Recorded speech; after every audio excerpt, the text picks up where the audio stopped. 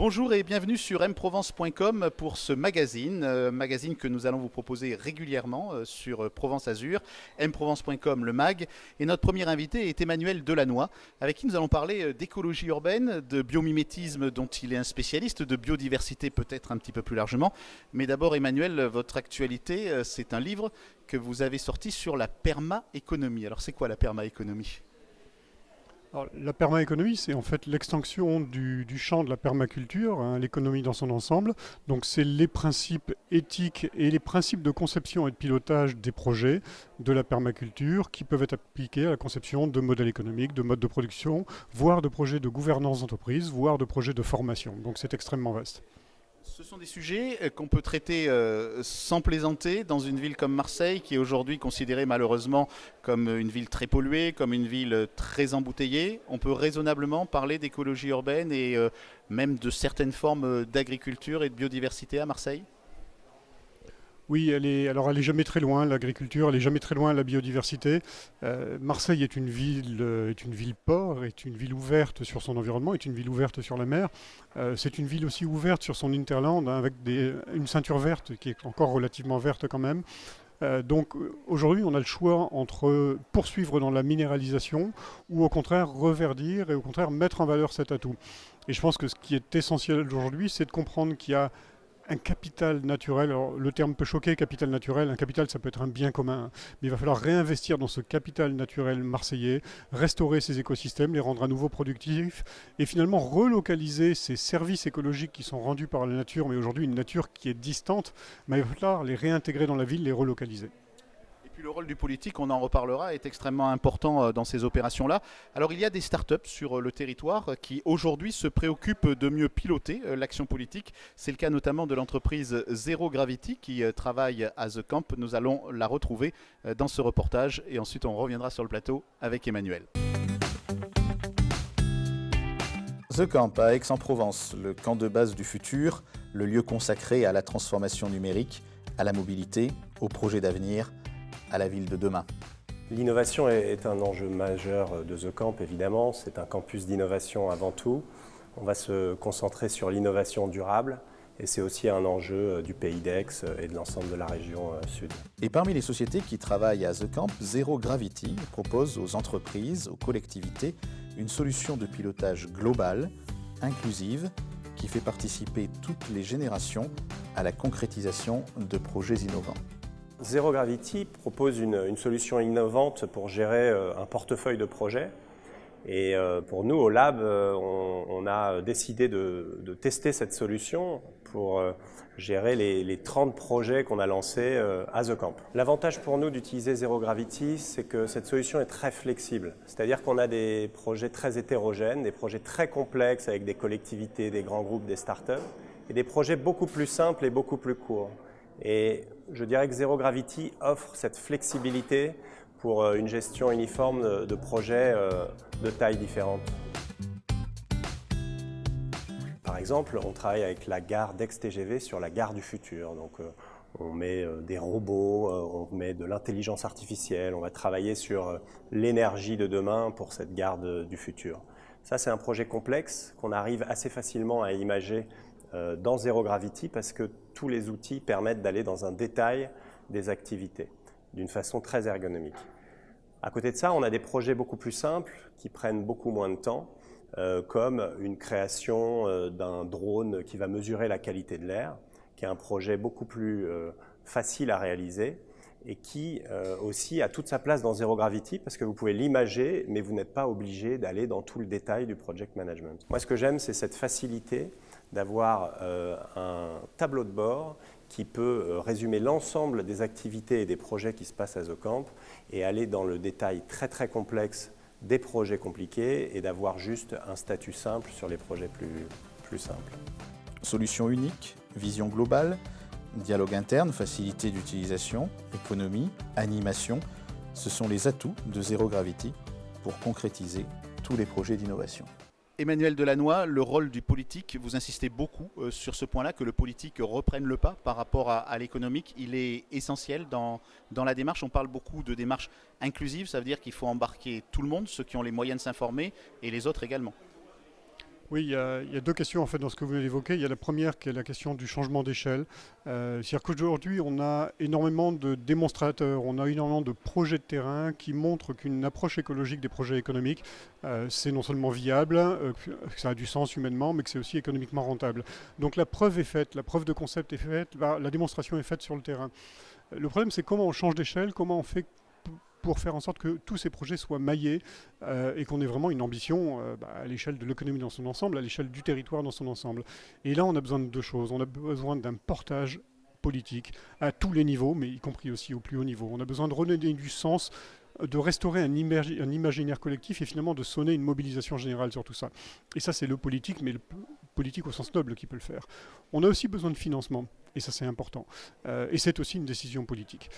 Je prends souvent un exemple, mais je relaye là ce qui a été proposé par Alain Grandjean et Gaël Giraud, qui est économiste en chef à l'AFD, c'est de dire que on pourrait sortir du calcul de la dette l'ensemble des investissements qui sont faits dans la transition écologique. Tout simplement parce que si on ne fait pas ces investissements-là aujourd'hui, c'est la dette de demain qu'on est en train de creuser. Alors, le rôle du politique est aussi un rôle d'hyper-proximité. On va le voir avec Monique Cordier, qui est adjointe au maire de Marseille sur ces questions et qui a répondu à une interview pour mprovence.com. Je vais vous dire déjà ce qu'on fait au niveau de la municipalité pour l'éducation à l'environnement en faveur des classes primaires, mais aussi les collèges et les lycéens qui viennent dans nos structures, qui sont des vraies fermes, 3 fermes pédagogiques, des relais nature aussi, où toute l'année, tout le long de l'année scolaire, on reçoit plus de 20 000 enfants. Chaque année, plus de 20 000 enfants, pour faire de l'animation, pour faire de l'éducation à l'environnement, contre le gaspillage alimentaire, ce qu'est la biodiversité, ce qui est notre futur. Et où elles sont ces fermes pédagogiques sur le territoire ? Sur le territoire, elles sont dans le 8e au Roi d'Espagne, dans le 11e le Collet des Comtes, et dans le 14e la Tour des Pins, le domaine de Montgolfier, qui est au pied de la Cité des Flamands. Donc on a 12 hectares quand même, c'est pas quelques centimètres carrés, ce n'est pas des vitrines, c'est des vraies fermes où on cultive, où on élève. À la Tour des Pins, c'est de l'élevage de caprins essentiellement. Au Roi d'Espagne et au Collet des Comtes, c'est des maraîchers. On cultive et on vend les produits bio. Par exemple, à Collet des Comtes, je ne sais pas si vous le savez, mais j'ai un restaurateur étoilé et étranger qui s'est installé à Marseille, qui vient se fournir en légumes dans cette ferme, parce qu'il sait qu'on utilise, parce que c'est une obligation, on n'utilise aucun produit phytosanitaire, on est respectueux de cette charte et donc de tout ce qui est vraiment cette culture de demain, qui était la culture de nos ancêtres, la culture raisonnable. On produit localement, on consomme localement. Et la volonté que nous avons, c'est aussi sur des terres parce que Marseille était une terre agricole, on avait beaucoup d'agriculteurs. Et donc, ce passé, on y tient.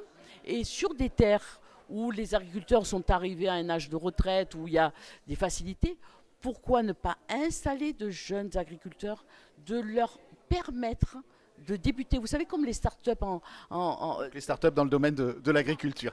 Donc, de les installer là, à moindre frais, et qui voient s'ils peuvent vivre de leur production. Donc, c'est important. Et donc, cette volonté politique, nous l'avons. Emmanuel Delannoy, pour pouvoir aujourd'hui arriver à produire à Marseille, comme vient de nous le dire Madame Cordier, il faut quand même qu'on ait aussi des conditions qui soient favorables. On sait que la ville est polluée, il y a des alertes, il y a même des amendes européennes qui se précisent. Que peut-on faire aujourd'hui dans ce domaine de la qualité de l'air à Marseille ? Alors les solutions sont nombreuses, il faut les prendre à la racine. Essentiellement, il y a deux aspects. C'est d'abord couper les émissions, donc travailler sur la mobilité, parce que c'est quand même la principale source d'émissions locales, travailler sur la transition énergétique, la transition écologique, et justement la notion de transition écologique est plus large que la transition énergétique, parce qu'elle est aussi sur les déchets, elle est aussi sur le verdissement des villes. Plus on aura de villes verdies, reverdies au cœur des villes, plus on aura de captation de cette pollution locale, et donc un air respirable. Mais je crois que ça c'est un point important aussi, c'est on entend souvent le vocable d'ailleurs écologie positive. Moi je veux bien, mais ça veut dire qu'il y aurait une écologie négative. Non, je préfère parler d'écologie inclusive, c'est-à-dire qu'on doit avoir une écologie qui mobilise tout le monde, qui permet à tout le monde de participer, et y compris les classes populaires, y compris les gens qui ont des fins de mois difficiles, pour lesquels c'est peut-être pas la priorité, sauf que quand on parle de santé, là ça devient la priorité. Alors c'était aussi le but de la première conférence sur les plans de protection de l'atmosphère qui a été tenue, conférence sur la qualité de l'air il y a quelques semaines à Marseille. Et on va retrouver maintenant M. Pierre-Charles Maria, qui est le président d'Atmosud, la structure qui gère un petit peu et surveille la qualité de l'air dans notre région. Pierre-Charles Maria. Atmosud se positionne dans le rôle qui est le sien, c'est-à-dire une ressource. Hein. On doit être une ressource de données et de données les plus fiables possibles. Et tous nos efforts portent sur l'obtention de données fiables qui permettent aux décideurs de prendre des décisions ad hoc, hein, les plus adaptées possibles. Voilà. Alors, est-ce que tous les travaux que vous faites, est-ce que toutes les études que vous menez qui sont particulièrement sophistiquées, très spectaculaires, est-ce qu'elles sont suivies? Est-ce que quand on parle aujourd'hui de l'utilisation des données, est-ce que ces données sont utilisées par les décideurs et les élus? Oui, certainement, puisque si vous voulez, il y a encore quelques années, on était à la mesure ponctuelle des pollutions. On est passé maintenant à de la cartographie avec des modélisations de plus en plus sophistiquées et très fiables qui permettent aux décideurs de faire des états des lieux, de faire un suivi des plans qui sont mis en place et donc a posteriori de voir si les mesures qui avaient été décidées ont été efficaces. Alors, Pierre-Charles Maria, comment est-ce qu'on fait pour faire connaître Atmosud au grand public? Et est-ce que les gens peuvent avoir accès aussi à ce que vous faites? Alors, votre question de faire connaître Atmosud tombe, je vais dire, très bien, parce que nous sommes la journée nationale de la qualité de l'air et qui, au niveau français, correspond à ce qu'on appelle l'ouverture des données. Alors, les données d'Atmosud ont toujours été publiques, mais elles sont, avec les autres associations agréées de surveillance de la qualité de l'air en France, sont mises maintenant à disposition dans des formats homogènes et des formats qui sont les plus adaptés à une utilisation par tout un chacun, tout en préservant la source, hein, c'est-à-dire la traçabilité des données. Vous voyez, ce magazine, mprovence.com sur Provence Azur, aura comme destination, comme vocation, chaque semaine, de faire un peu le point sur des sujets qui concernent notre présent et notre futur, et parfois là, le futur même immédiat, et puis qui s'adresse aux jeunes et aux plus jeunes d'entre nous, parce que comme le disait, je crois, Sitting Bull, on ne vit pas, on n'hérite pas de cette terre, en fait, on l'emprunte à nos enfants, et donc il faut penser aussi à l'avenir, c'est ce que nous ferons dans ce magazine. Merci à tous de l'avoir suivi, et à très bientôt.